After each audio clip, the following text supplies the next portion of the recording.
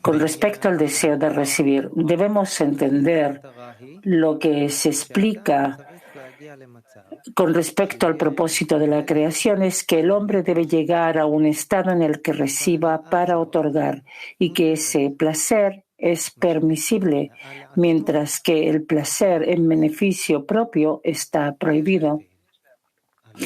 Debemos entender que al final él disfruta de esto, porque de otra manera no hay forma de que pueda otorgar, porque no hay nada en el mundo que el hombre sea capaz de hacer si no disfruta de ese acto.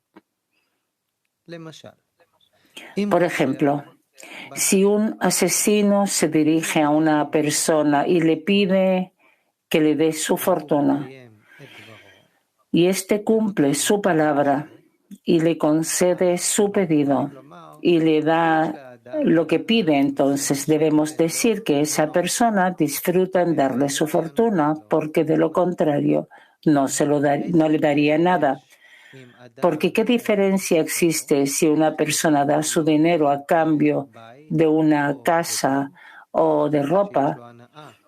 Algo de lo que él disfruta, porque a través del dinero él obtiene cosas que son más importantes para él que el dinero.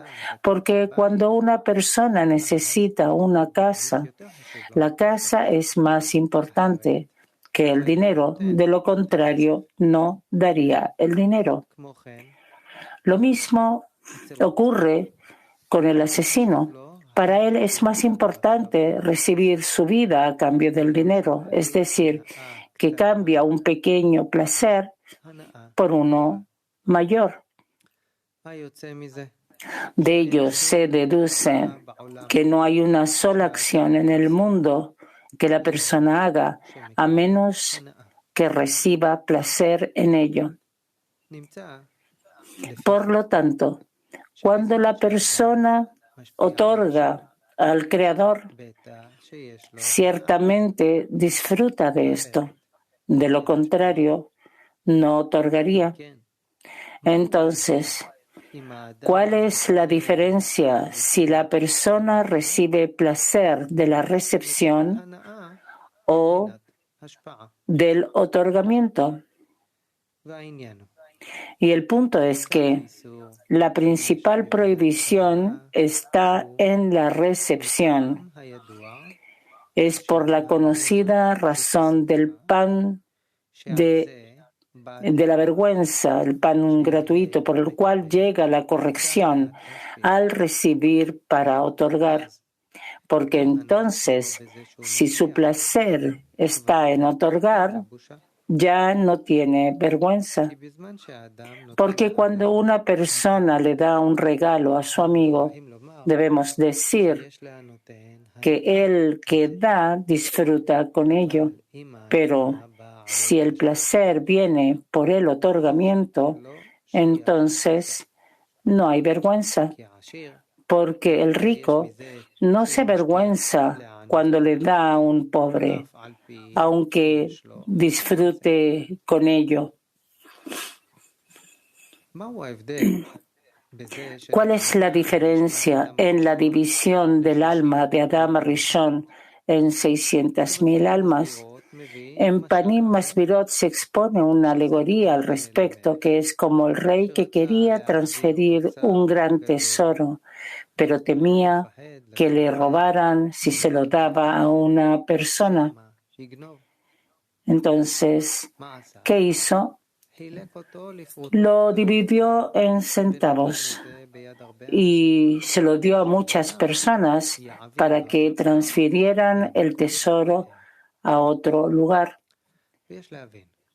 Debemos entender cuál es la diferencia si una persona tiene un gran deseo que no puede superar o tiene un pequeño deseo que no puede superar.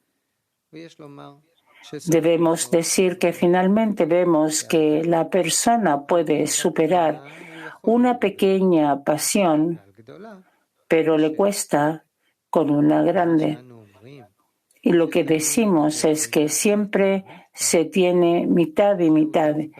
Y esto es precisamente después de que el alma se dividió en diversas partes. Y por eso se le prohibió el árbol del conocimiento, ya que allí hay más de la mitad y no tendría posibilidad de elegir. Por lo tanto, ahora cada uno tiene una sola parte del deseo para que haya posibilidad de elegir.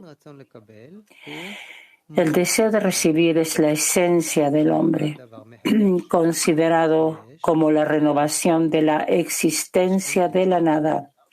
Pero el resto de las cosas, es decir, todos los cupos, se desprenden de la existencia llamada creación, es decir, existencia de existencia.